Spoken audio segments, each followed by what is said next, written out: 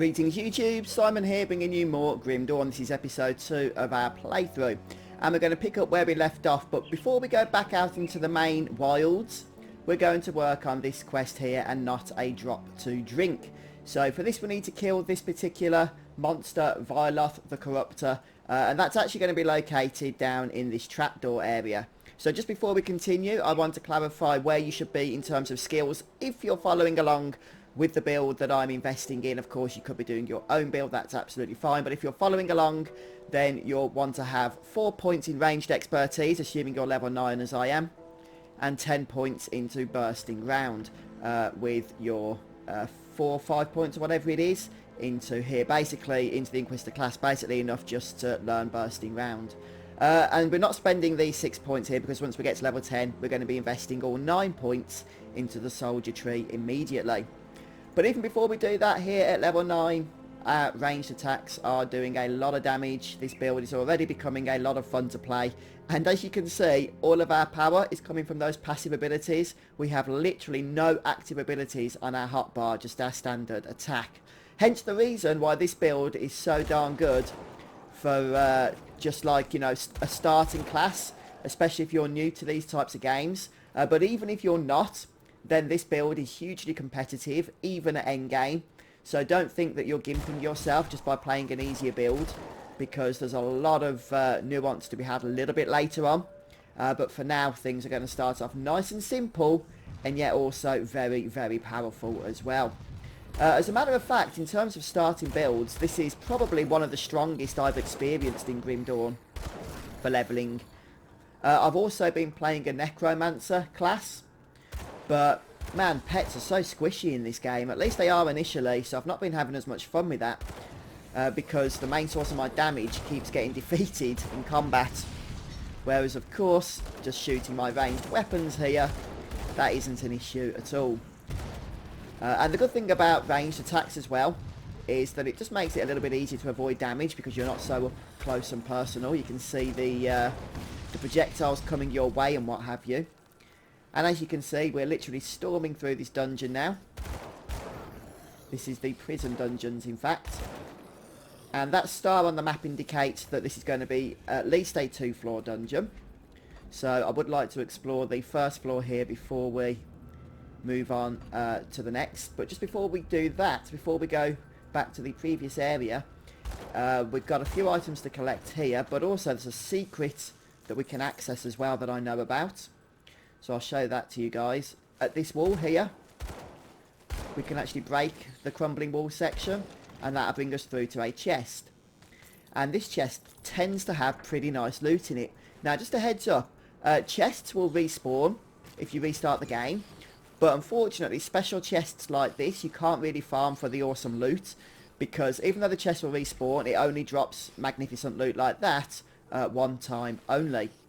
And as you can see here, we've got a pretty nice gun actually, so I'm going to keep that to one side I think. For level 10 with 114 cunning, we'll stick some points in if need be. And also that's pretty decent as well, so yeah, as soon as we get to level 10 I can actually put points into cunning now, but I'll wait until we ding so I know exactly how many I need to invest from the stat window and how many we're going to get from skills. Yeah, we're going to not only get some nice abilities from the soldier tree, but the new guns that I'm going to equip there from that chest we just opened are really going to help us on our way. Not that we even need it right now. Look, we're just destroying everything. But if we can get to level 10 before we face off against the upcoming boss here, well, that's just going to be happiness all round really, isn't it? So let's defeat the spiders. I hope you guys aren't arachnophobic because there's a lot of spiders in this game. Nobody said it would be pleasant, this experience, only that it would be fun. So we'll grab all the components as we go, of course. So I can't remember if I mentioned it, but components can be combined with one another in order to boost them in power, and then you can attach them to your equipment for extra stats and effects. So it's quite a nice feature, to tell you the truth. Alright, let's grab all the good stuff there, and before we go any further, let's do the fantastic fun of learning a second class. Oh, that spider has other ideas about that though, so we'll take care of him first. Right then, so what we're going to do now is at level 10, go to the soldier tree. Okay, this is going to complete our class so that we do actually have the tactician then. We've got 9 points to spend.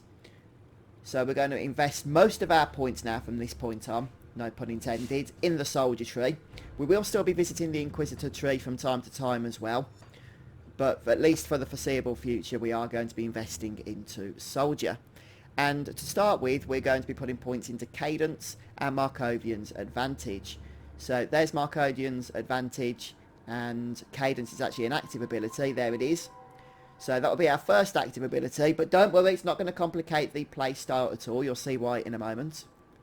So as you can see, we need just 1 point into soldier in order to access both of these abilities here. And this is what we're going to do. 3 points into Cadence. 1, 2, 3. And then we're going to put 3 points into Markovian's Advantage. 1, 2, 3. Well, oops. Got a little bit excitable then. So we'll try that again. As a matter of fact, what I'm going to do is 3 points in Markovian's Advantage. 1, 2, 3. Just like that. And then we're going to go ahead and put 6 points into Cadence.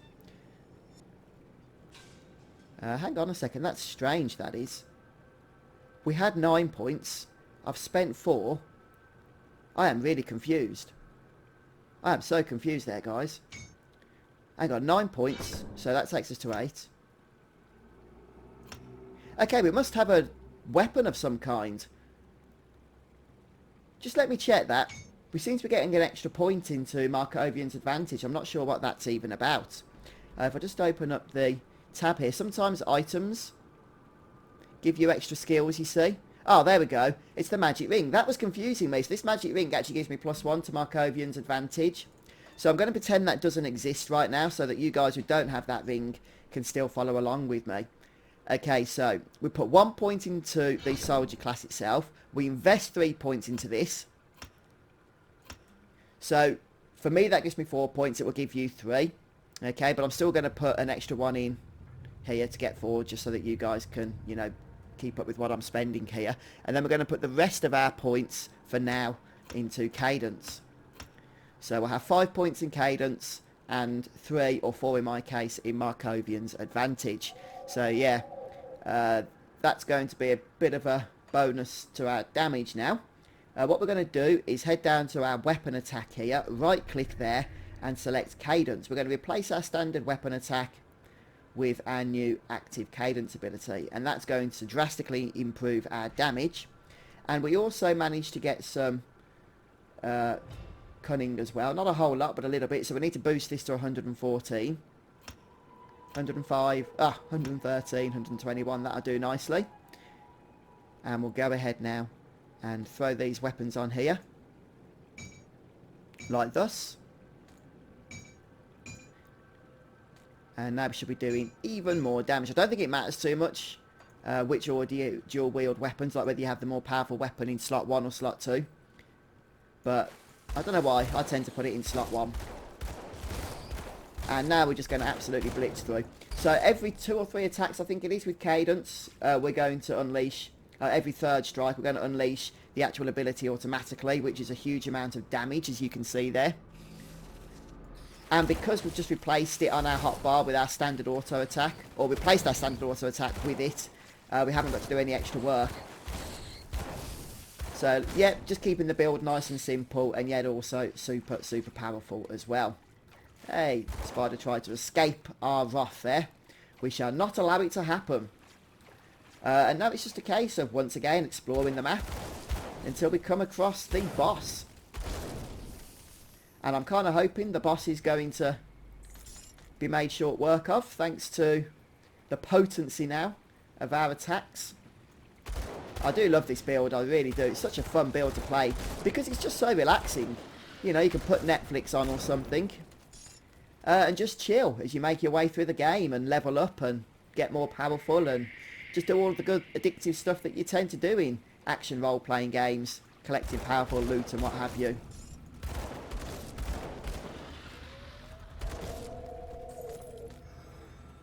Food rations, in case you're wondering what they do, heal you up, but are not cast as potions are cast. They activate automatically when you pick them up. So they're good things to grab when you're already low on health. So fairly useful items once you're out in a dungeon.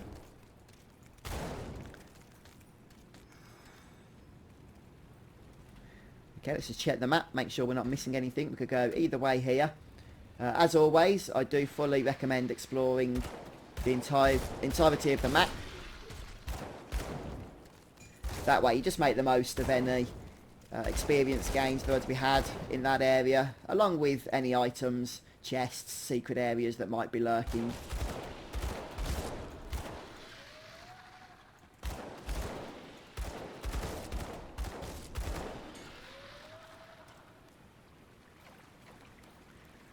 I can see the star on the map now.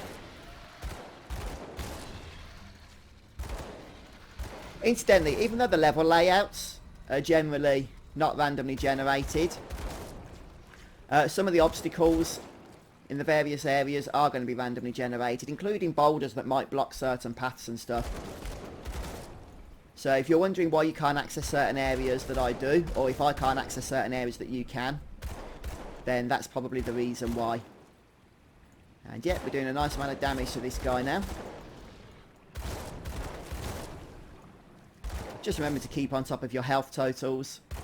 Throw a potion if necessary, especially if you're playing on veteran mode. There we go. Couple of green items which are nice. So green items are rare items in this game. Yellow items are magic items. Ah, some boots. Looks pretty darn good. Bit of an upgrade to what we're currently using there. What do we need to equip these? Level 16. Ah, still a ways to go then. Right, any of these weapons an upgrade that we looted? No, I do not believe so. Got some yellow items here though, which are. Okay, looks like we're just about full on inventory, so we'll go and grab the devotion shrine that's in this area.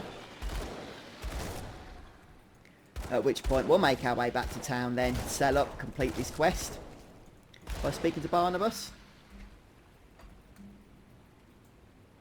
And then we can move back out into the wild as we continue to work our way through Act 1.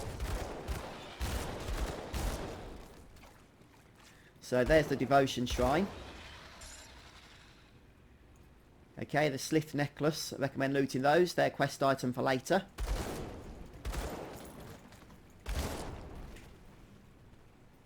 And there's the shrine. So this one requires a crystal. I can't carry anymore. Okay. Let's just drop some of this stuff. Oh, is this any good for us? Yes, it is. I would lose my +1 to Markovian's advantage, unfortunately. We do get 3 to Amarasta's Blade Burst. It doesn't really matter if I lose the Markovian's advantage. At least I'm keeping up with you guys then, aren't I? So. Yeah, it must be a passive ability, that other one. My inventory is full. Oh, come on. Let's just try and make some space here, shall we?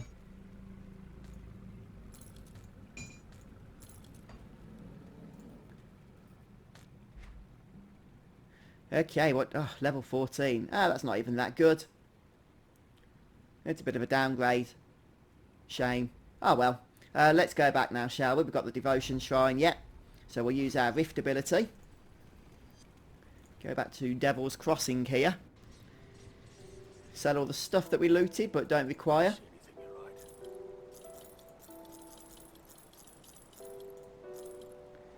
I mean, this might be an upgrade, but I'm going to sell it because I think we'll find something better by then.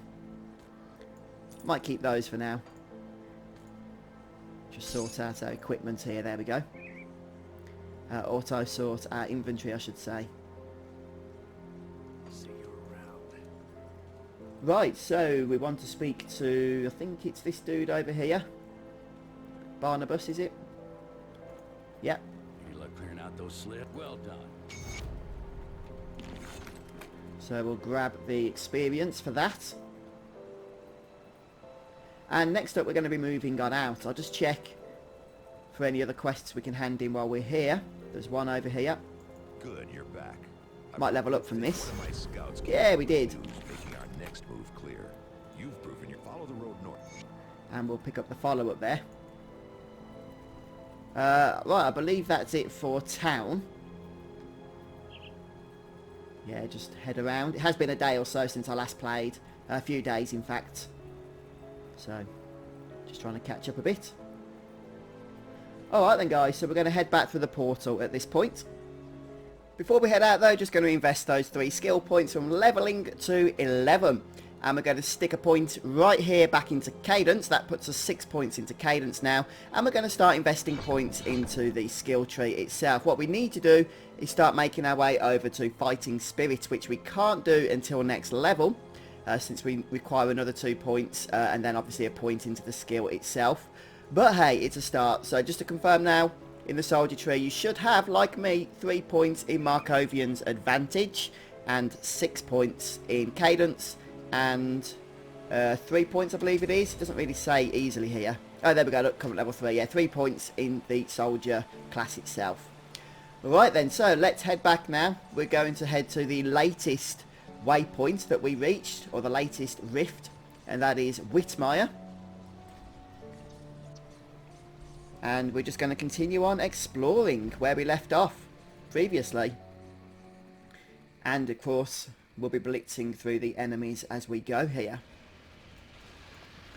One thing to note, if you are on veteran difficulty, then you might want to be a couple of levels ahead of the enemies. Otherwise, you're just going to be literally flying through your potions. Which is fine, but it's one extra thing you have to worry about then. But I do recommend being a level or 2 ahead if you're playing veteran mode. So if you find you're just about keeping up with levels, then you might want to just restart your game and clear out some of the earlier areas once more. So the good thing about veteran mode is you do get that 10% experience bonus as well. Although, as I mentioned when we first started this playthrough, that doesn't make it more convenient to level, because the slower leveling speeds from killing monsters with higher health actually counteracts your experience per hour in a negative way. So this guy here, Gelius, is part of the quest that we're working through. So that's the quest Something for Nothing. We now just need to find Negan the Withered, who will be in a future area. But you guys get the idea now, don't you? Head into a new area, explore it fully, and completing the quest pretty much becomes a formality at that point, just by exploring. It looks like there's a path here that we can't access. Oh no, we can. It's a breakable wall. The map usually reveals to you whether the path is accessible or not. So if that wall wasn't breakable, at least not with our standard weapon, then it would have not been, available on the map as a path as it was, or it would have had some kind of object on there, such as a block of some kind, a boulder. And Milton here is also part of a quest. So he's part of a sister's gift. Now he does heal, as you can see here. He has a lifesteal ability for one of his attacks. So if you dodge it, he won't actually get that heal off. I believe it's that one there. There we go. Grab the hero's amulet. And the lore item as well. We'll go ahead and read the lore for the experience, of course. 250, not too shabby at all. So we just need to head back to Devil's Crossing to hand that particular quest in. But we can do that a little bit later on. Of course, there's no rush to do so immediately. Check if there's anything lurking in here. You usually get a few items or potions, a little bit of iron bits to be discovered in the various buildings and abandoned houses that you can come across on your travels here. Oh, I love this ability. Or this build, I should say.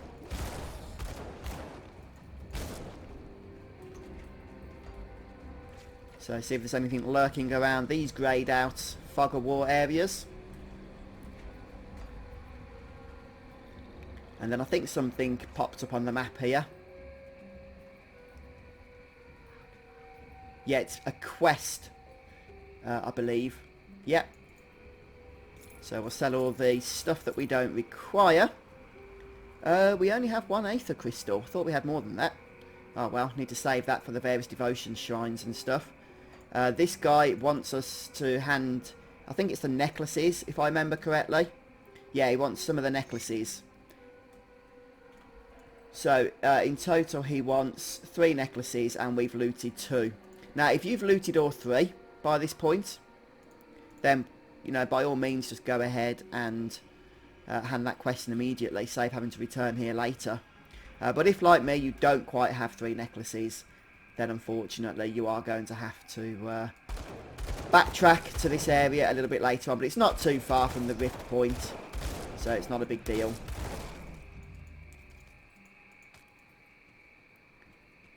But I think we're making some pretty good progress here anyhow.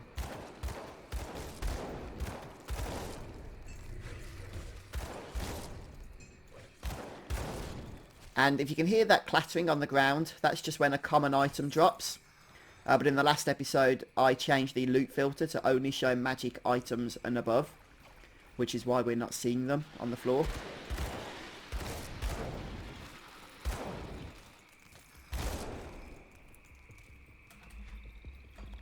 Looks like there's a little bit of exploring to do over this way, as it takes us back into Whitmire.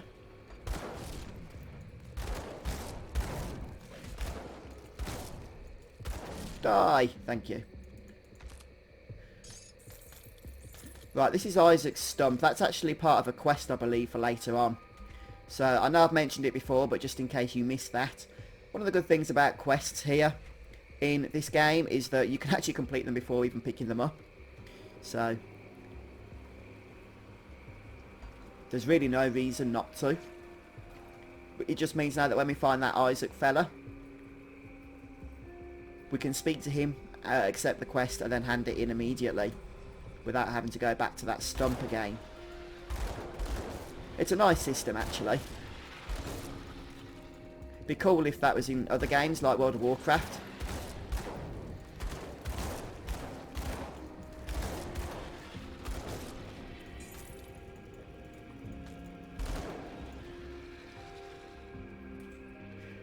Right, so over here we have another waypoint, or rift point, as they're known in this game. But we also have a cave here as well. And we also have that necklace that we needed. And a spare one. Oh, look at this. This is a good place, it seems, to farm necklaces if you want to get that quest completed immediately. Got like 3 in as many seconds then, I believe. So there's quite a bit of stuff we can do here. First of all, let's just have a think about how we want to do this. Let's head into the cave to start with. Actually, no. We'll grab the rift point, just in case the cave takes us a little bit further away from that. So at least we can just teleport back here then in future. Look at that. It's a nice easy one anyway. We haven't even got to fight anything. So it makes perfect sense to grab that first of all. Now we're heading to the cave. We'll see if there's anything in here. And then we'll make our way back over to the quest, where we can hand in those necklaces. And that'll send that dude scarfing back off, I believe, to Devil's Crossing. Possibly. I'm going off memory there, so it might not be the case that that happens. Right, so in this cave we do have a devotion shrine as well. And it's a curse shrine by the looks of it, a brambled one, which means we'll have to fight for the right to use it here. So let's just explore the rest of the cave. I believe this might be a random cave spawn. So the cave will be present in your game if that's the case, but it might not be in the exact location that it was in mine. So if you came across it previously, then hopefully you've, went in and completed it. If you haven't, then rest assured, by exploring the whole map, as I encourage you to do, you will come across it eventually anyhow. Oh no, it's... oh yeah, it is. It's a desecrated shrine, which means it is one where we have to kill enemies. Not a whole lot of enemies, mind. Oh, we get a blueprint as well. So obviously that's going to be for crafting. Our first blueprint, in fact. And this looks like nice set of boots here. The only thing is it will reduce our movement speed. The other stats are actually really good, but I'm Going to go ahead and just retain the boots that we're wearing so that we can move around the maps a little bit faster here.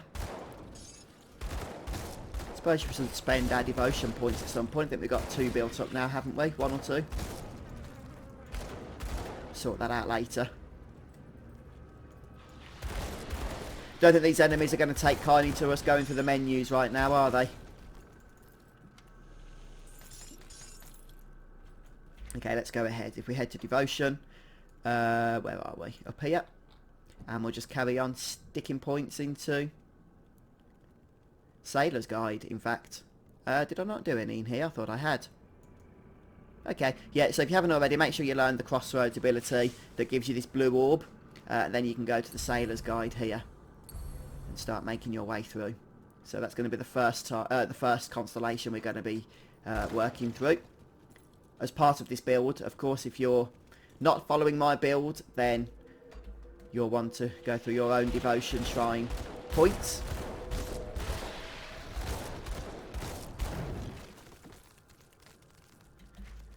Okay, so we've leveled up, which means we're going to once again be investing points. And as I mentioned, we're going to be putting points into fighting spirit. Now we're going to need to put 2 points into soldier first.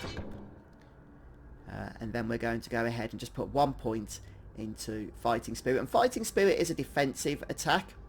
So it starts off with a 5% chance of activating when you take damage. And when it does activate, it lasts for 8 seconds and adds a whopping 35% to all of your damage. And if you think that's impressive, just look what happens when we put our next point into it. It doubles the chance of activating and has a 50% bonus to damage. To all damage. So it's a really nice ability. As you can imagine, we're going to be putting a few points into that before we're done. What did I miss then? Elixir Spirit, can't be bothered with that. This build doesn't really depend too much on Spirit, at least not initially. So I suspect you're not using a whole lot of those Elixirs of Spirit whilst engaging with enemies here.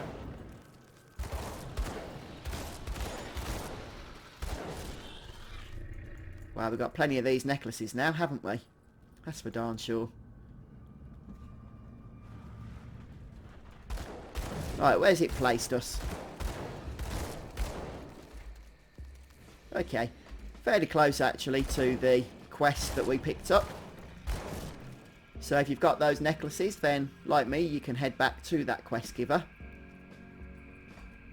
And even though we've got that waypoint, there's actually a little bit more exploration we need to engage in before we really carry on heading up north through Act 1. Okay, that dude doesn't actually go back to Devil's Crossing, so we just get a bit of a experience reward for handing that one in.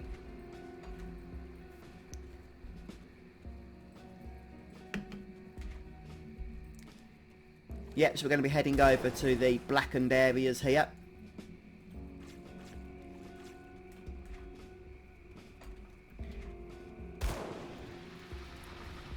What's this one? Oh, that's the blueprint.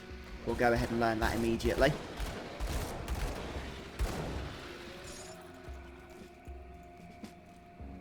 So you can learn blueprints just by right-clicking on them. So it's a fairly simple system, actually. Obviously, you're going to need the components in order to craft the items that you want to make.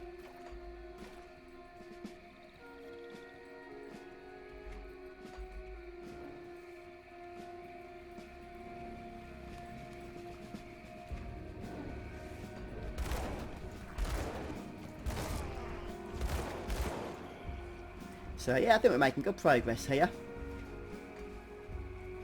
There can be secrets around Sodden Hollow, so just keep your eyes peeled.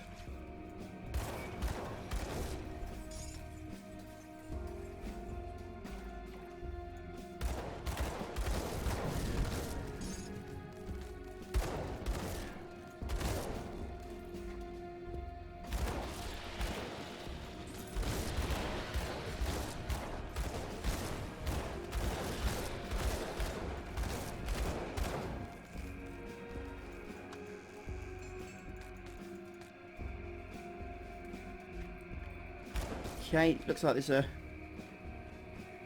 A little bit of an area down here that I missed out on before. Okay, that's that explored. Just kill the enemies while we're here.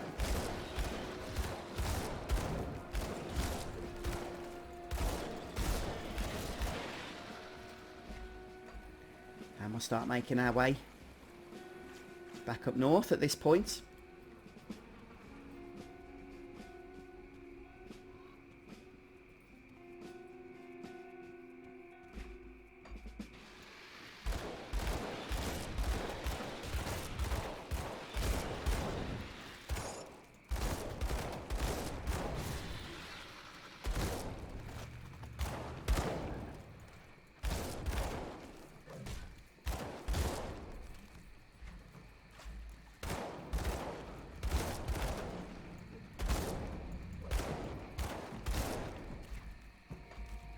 Let's see what's lurking up in the dark reaches of Sodden Hollow, shall we? Another Aether Crystal. I think we'll take that. We're running a little bit low on them. Ah, looks like there's a star on the map, which I believe indicates a quest. So it could be that final NPC that we need to take care of. Negan, is it? Yeah, it is. And look how fast he's going down with our newly powered up abilities here. Oh, he's got a bit of a nasty fire aura going on there. Let's take care of some of his ad friends, shall we? There we go. And we'll see what loot he's dropped for us. Nothing too special. But another quest to hand in at Devil's Crossing now. And that brings us back to the waypoint that we already activated, which turns out we didn't need to since we've made our way back here naturally. But let's just go ahead and check these last few unrevealed areas. There we go. And we'll make our way back up this side where the enemies are located. And then I think we'll take a brief detour back to town before making our way up into Burwich, which is where our next set of quests are going to be completed.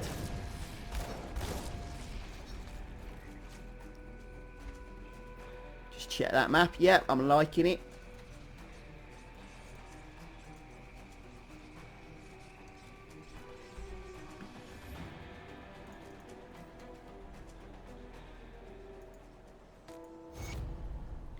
Okay, a little bit of experience and some scrap as well.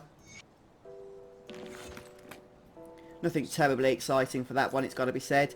That's a nice upgrade though. So I think that was off the last NPC that we killed, wasn't it? Sell all the grey stuff. I mean the yellow stuff.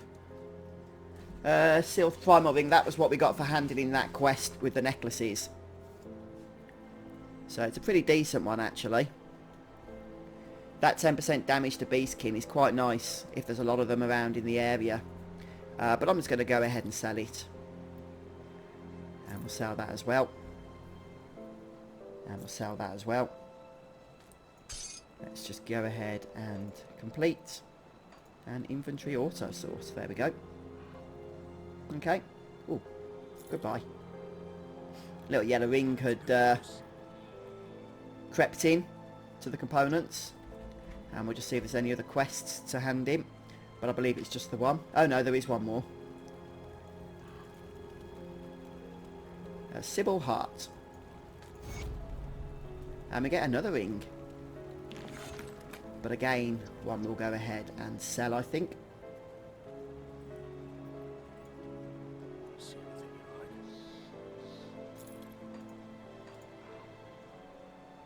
I think I'm going to get rid of this. Just stick it into the stash for now. So it's not just taking up space in our inventory all the time. Got something you need stashed? Get in there. That's more like it.